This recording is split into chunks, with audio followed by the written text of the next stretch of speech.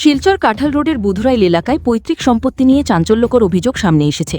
আজ এক সাংবাদিক সম্মেলনে প্রয়াত রামপ্রসাদ গৈলার পরিবারের সদস্যরা অভিযোগ করেন, তাদের প্রায় 6 বিঘা পৈতৃক জমির মধ্যে 2 বিঘা 8 কাঠা জমি পরিবারের 2 ভাই পূর্বে এক ব্যক্তির কাছে বিক্রি করেছিলেন। পরবর্তীতে সেই জমি ক্রয় করেন হনুমান জৈন নামে এক ব্যক্তি। পরিবারের দাবি, বর্তমানে অবশিষ্ট জমিও জোরপূর্বক দখলের চেষ্টা চলছে। অভিযোগ, গুন্ডা বাহিনী দিয়ে জমির সীমানা ঘেরা বেড়া ভেঙে ফেলা হয়েছে এবং পরিবারের সদস্যদের ভয়ভীতি প্রদর্শন করা হচ্ছে। এমনকি বাকি জমি অল্প মূল্যে বিক্রি করে দেওয়ার জন্যও চাপ সৃষ্টি করা হচ্ছে বলেও অভিযোগ করেন তারা। অন্যথায় প্রাণনাশের হুমকি দেওয়া হয়েছে বলেও দাবি পরিবারের। এই ঘটনায় হনুমান জৈন ও তার পুত্র হরিশ জৈনের বিরুদ্ধে গুরুতর অভিযোগ তোলা হয়েছে। পাশাপাশি পরিবারের পক্ষ থেকে আরও অভিযোগ করা হয়, মিথ্যা মামলা দিয়ে তাদের পুলিশি হয়রানি করা হচ্ছে।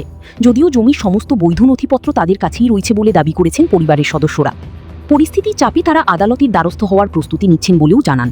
সাংবাদিক সম্মেলনের মাধ্যমে পরিবারের সদস্যরা আসামের মুখ্যমন্ত্রী হিমন্ত বিশ্ব শর্মা, পুলিশ প্রশাসন, জেলা প্রশাসন এবং শিলচরের বিধায়ক রাজদীপ রয়ের কাছে প্রাণরক্ষা ও ন্যায় বিচারের আবেদন জানিয়েছেন।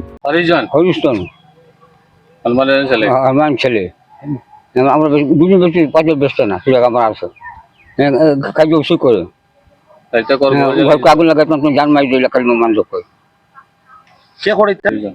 হইজন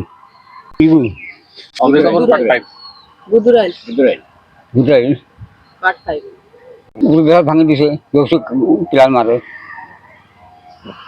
আমার নাম মায়া গোয়ালা, আমার বাবার নাম হীরালাল গোয়ালা। আমার বাবা এখন নাই, আমার মা আছেন, আমি বুড়া মানুষ। হ্যাঁ, বাবা আমার জায়গা জমিনটা মানে বেচছিলা না, রাখিয়া গেছলা। দুইজনের জায়গাটা বেচছিল আর কি। আমরা বারটা রয়ে গেছিল বাবার।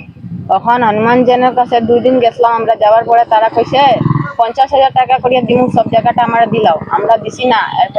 হনুমান জেন হরিশ জেন তার ছেলে, হনুমান জেনের ছেলে। আমরা দর ধমকি দেখাইছে, মানুষ পাঠায় 50,000 করে দিলাও, আমরা দিয়ার জনপতি।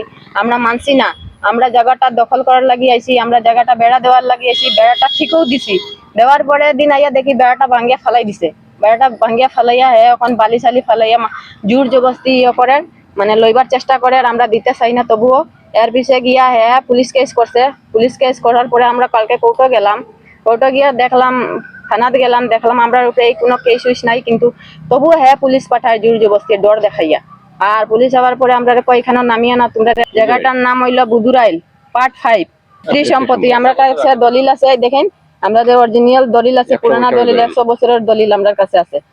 হরিশ জেন আর তার বাবা হনুমান জেন আর প্রত্যেক মানুষগুলারে পাঠার, এইগুলা মানুষগুলারে পাঠাইয়া মানে একটা বিশৃঙ্খলা সৃষ্টি করে দেয়, মানে দরবারের সৃষ্টি করে দেয়। আমরা মারি দিত, গড় আগুনও লাগাই দিত, আমরা কইছে রাস্তার হাঁটতে পারতাম না, এইগুলা কই আমরা ধমকি দেন।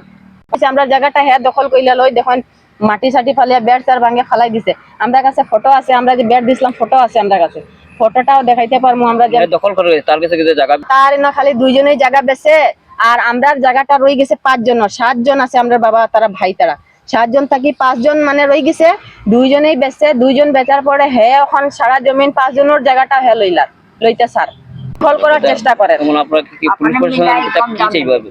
পুলিশ প্রশাসনের কাছে আমরা কালকে গেছিলাম, কিন্তু কাম হইছে না। আমরা কালকে আবার যাইমু। ন্যায় বিচার লাগে আমাদের। ওই যে রাজদীপ রায় মহাশয় আসেন, তাই ন্যায় বিচার করিয়া দেন। এরপরে রূপম সাহা স্যার আসেন, তাই নাইয়া এই মানে দরবারটা যেন না হয়, ভালোভাবে মীমাংসা হয়ে যায়। এই কারণে তাইনোর কাছে রিকোয়েস্ট আছে আমাদের, যে মুখ্যমন্ত্রীর কাছে আমরা যেন ন্যায় মানে বিচার জানাই, যে আমাদের কাছে আছে ন্যায় মানে বিচার আমরা চাই।